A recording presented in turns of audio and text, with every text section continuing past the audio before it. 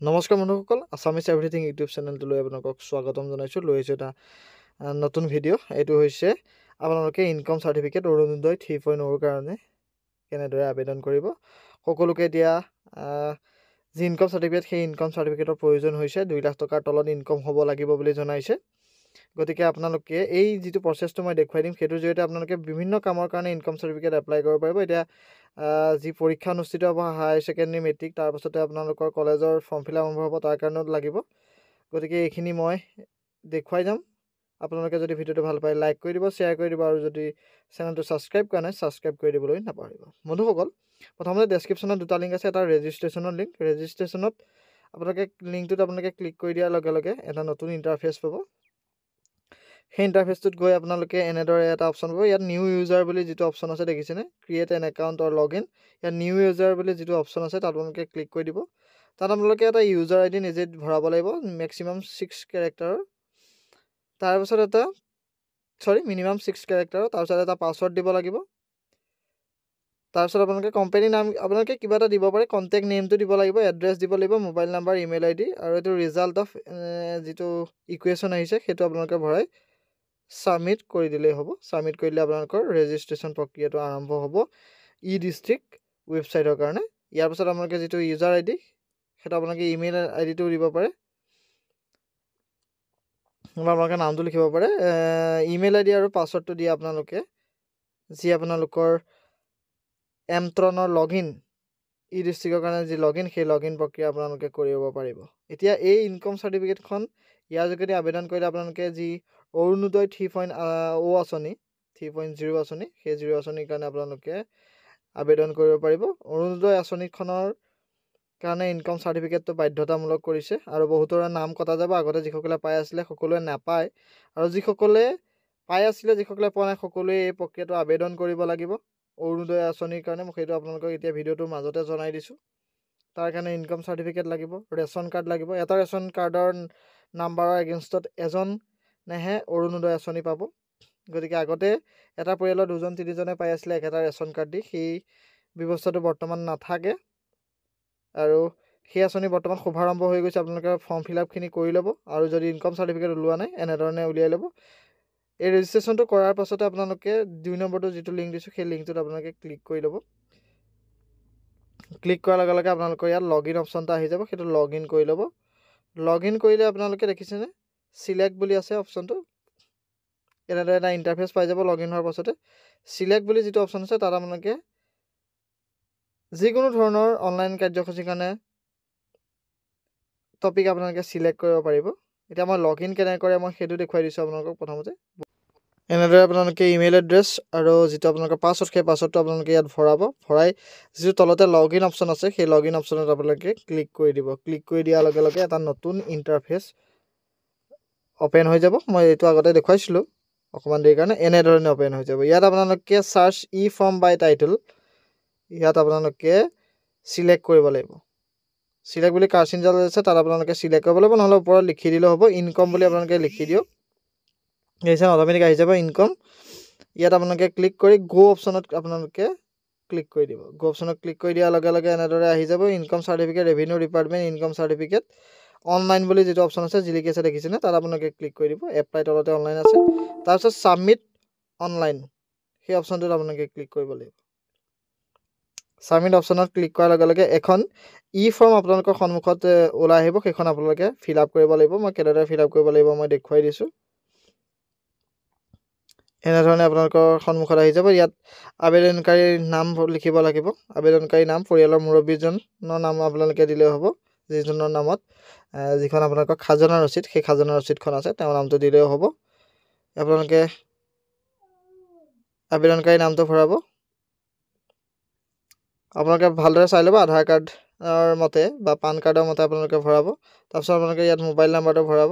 ভৰাই আপোনালোকৰ যিটো আধাৰ নাম্বাৰ, সেই আধাৰ নাম্বাৰ ইয়াত ভৰাবলৈ চেষ্টা কৰিব।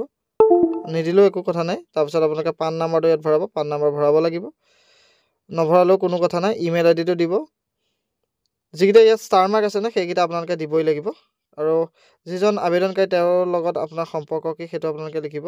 সম্পৰ্কীয় নামটো আপোনালোকে লিখি দিব। উপাৰ্জনৰ উৎস আপোনালোকে লিখিব।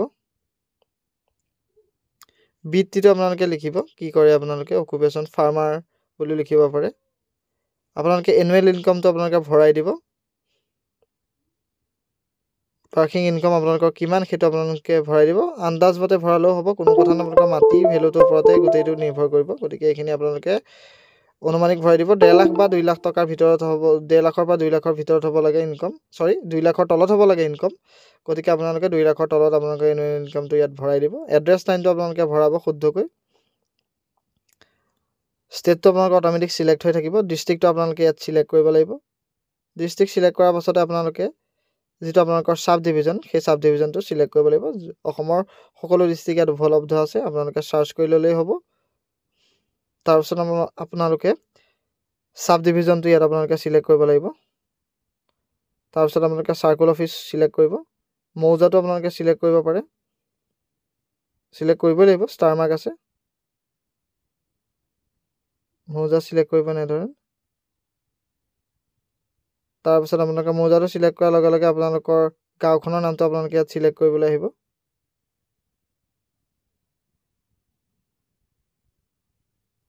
দেখিছেনে সেই তিয়ক ৰাজচক্ৰটো অন্তৰ্গত সকলো গাঁও ইয়াত আহি গৈছে মই তিয়ক ৰাজচক্ৰ যেহেতু সিলেক্ট কৰিছো তাৰ পিছত আপোনালোকে পুলিশ ষ্টেচনটো সিলেক্ট কৰিব পোষ্ট অফিস আপোনালোকে ইয়াত সিলেক্ট কৰিব লাগিব পিন নম্বৰটো অট'মেটিক আহি যাব তাৰ পিছত আপোনালোকে ঠিকনাৰ প্ৰমাণপত্ৰ হিচাপে দিব লাগিব ঠিকনা প্ৰমাণপত্ৰ হিচাপে আপোনালোকে ভোটাৰ আইডি কাৰ্ড বা আধাৰ কাৰ্ড আপোনালোকে দিব পাৰে পৰিচয় পত্ৰ হিচাপে আপোনালোকে আধাৰ কাৰ্ড দিব পাৰে ৰাজহ মাছুল আদায়ৰ ৰচিদ অৰ্থাৎ খাজনা যেটো ৰচিদ সেই খাজনা ৰচিদটো আপ টু ডেট যেটো খাজনা ৰচিদ সেইটো আপোনালোকে ইয়াত আপলোড কৰিব লাগিব যদি স্যালাৰিড পাৰ্সন হয় তেতিয়ালে হলে দৰমহা যি স্যালাৰি স্লিপটো সেই স্লিপটো আপোনালোকে ইয়াত দিব লাগিব দৰমহা পত্ৰখন আপোনালোকে ইয়াত দিব লাগিব আৰু মনত ৰাখিব সকলো 500 কেবিৰ ভিতৰত হ'ব লাগিব অন্যান্য ডকুমেন্টৰ ভিতৰত আপোনালোকে গাঁওবুঢ়াৰ পৰা লিখি আনিব লাগে এখন কাগজ সেই গাঁওবুঢ়াৰ কাগজখন আপোনালোকে ইয়াত আপলোড কৰিব আৰু শেষত আপোনালোকে 6 নম্বৰত ইউজাৰ ফৰ্মখন আপোনালোকে আপলোড কৰিব লাগিব এতিয়া কথাটো হৈছে ইউজাৰ ফৰ্মখন আপোনালোকে ক'ত পাব সেইটো মই আপোনালোকক দেখুৱাই দিম সেইখন আপোনালোকে প্ৰিন্ট কৰি পুৰাব লাগিব পুৰা আপোনালোকে পিডিএফ বা ফটো আকাৰত আপোনালোকে ইয়াত আপলোড কৰিব লাগিব তাৰ কাৰণে এটো মিনিমাইজ কৰি দিব আপোনালোকে এটো মিনিমাইজ কৰি দিব কাটি নিদিব মিনিমাইজ কৰি দিয়াৰ পাছত আপোনালোকে ইয়াত যাব পুনৰ ই ডিস্ট্ৰিক্টটো লগইন কৰিব লগইন কৰাৰ লগে লগে ই ফৰ্ম বুলি যেটো অপচন ওপৰত দেখিছেনে তাত আপোনালোকে ক্লিক কৰি দিব ই ফৰ্ম বুলি অপচন এটা আছে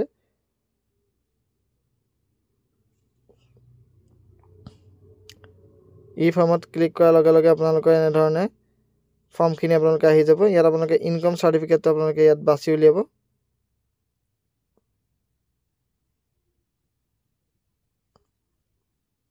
তাৰ পিছত আপোনালোকে ডাউনলোড কৰিব ডাউনলোড কৰাৰ লগে লগে এন্ডৰে পেজ হ'ব এটো প্ৰিন্ট কৰি ল'ব প্ৰিন্ট কৰি আপোনালোকে প্ৰথমতে এপ্লিকেন্ট নেমটো ভৰাব লাগিব মোবাইল নাম্বাৰ ভৰাব লাগিব এপ্লিকেন্ট জেন্ডাৰ ভৰাব লাগিব ৰিলেটিভছ সম্পৰ্ক লিখিব লাগিব আৰু ৰিলেটিভছৰ নাম লিখিব লাগিব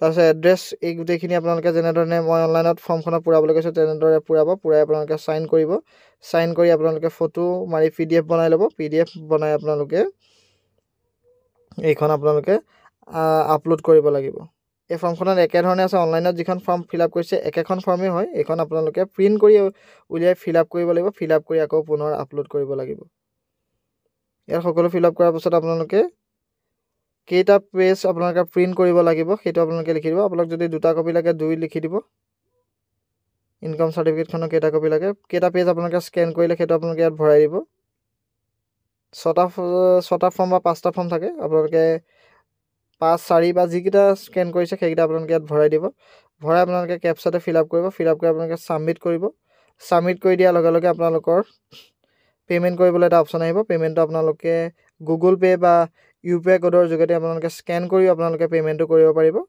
বেছি নহয় 40 টকাৰ ভিতৰতে আপোনালোকে ইনকাম সাৰ্টিফিকেটখন ঘৰতে বহি আপোনালোকে এপ্লাই কৰিব পাৰিব 15 দিনৰ ভিতৰত আপোনালোকে ইনকাম সাৰ্টিফিকেটখন আপোনালোকে পাই যাব বা 15 দিনৰ আগতো কিছু কিছু জায়গাত 15 দিনতকৈ আগতো পায় কিছু কিছু জায়গাত 15 দিনতকৈ সময় লাগে এতিয়া আপোনালোকে কেনেদৰে ডাউনলোড কৰিব তাৰ কাৰণে আপোনালোকক দেখুৱাই দিম সাবমিট কৰাৰ পাছতে এটা ৰিসিপ্ট হ'ব সেই ৰিসিপ্টটো আপোনালোকে পেমেন্ট কৰাৰ পাছত জেনাৰেট কৰি ল'ব জেনাৰেট কৰাৰ পাছতে আপোনালোকে তাত এটা নাম্বাৰ থাকিব একনলেজমেন্ট নাম্বাৰ সেই নাম্বাৰটো আপোনালোকে ইয়াত ভৰাই দিব একনলেজমেণ্ট নাম্বাৰটো এনেধৰণে থাকিব একনলেজমেণ্ট নাম্বাৰটো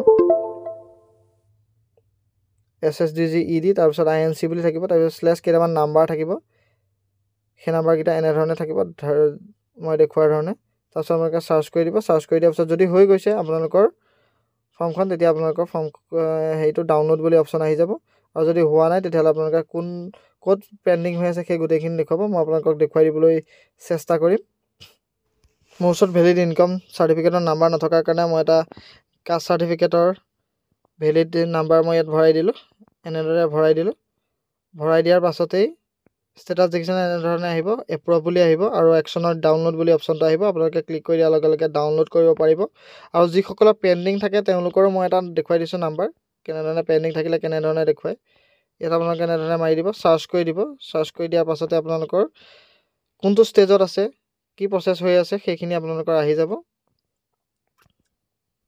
এনেধৰণে নাম্বাৰটো মাৰি আপোনালোকে চাৰ্চ কৰি দিব চাৰ্চ কৰি দিয়াৰ লগে লগে আপোনালোকে আহি যাব new request new application action এনে অৰ্থাৎ আপোনালোকৰ এপ্লিকেশ্যনটো কমপ্লিট হোৱা নাই যদি ভিডিঅ'টো ভাল পালে লাইক কৰি দিব শ্বেয়াৰ কৰি দিব আৰু যদি চেনেলটো এতিয়ালৈকে ছাবস্ক্ৰাইব কৰা নাই ছাবস্ক্ৰাইব কৰি দিবলৈ নাপাহৰিব ধন্যবাদ